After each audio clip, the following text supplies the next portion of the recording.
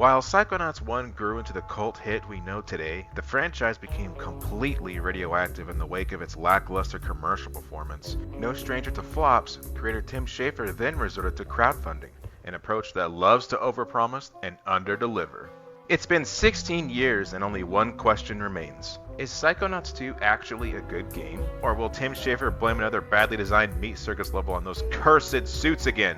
Psychonauts 2 is a platformer where you play as Raz, a 10-year-old psychic who traverses into a physical representation of deranged people's minds in hopes of entangling their disorders. To get fans on their good side, everything from the original has returned for better and for worse. The old controls do feel clunky at times, but thankfully we're spared from the more archaic design philosophies from the original. Stupid people out there love to praise Schafer's so-called vision whenever he counterintuitively injects bits of his point-and-click past into a modern genre. But this time he fully embraces a platformer for what it is and rejects those clunky inventory systems. How Psychonauts 2 shook things up was in the psychic abilities and mixed the old with the new.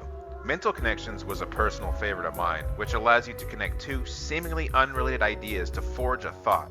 In doing so, you rewrite how an individual thinks. For example, combining the words germs with delight causes someone to enjoy fun activities because they get to have lots of contact with germs.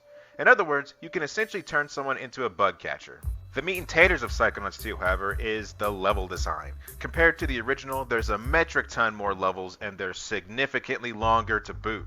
On top of this, the overworld was expanded into not one, but 4 hub worlds.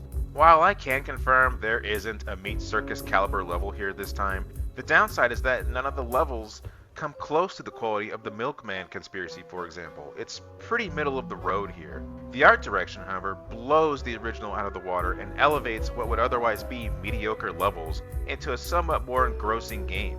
Mines such as the seizure-inducing psyching level are a feast for the eyes.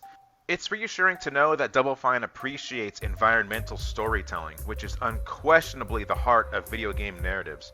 Another welcome return was composer Peter McConnell. I'm curious as to why these audio guys are so often overlooked in games, but thankfully this is not the case.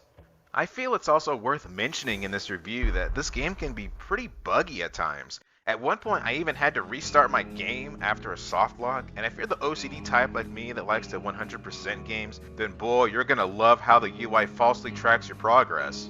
However, what arguably made Psychonauts so famous in the first place was its story. And this is where the sequel really drops the ball.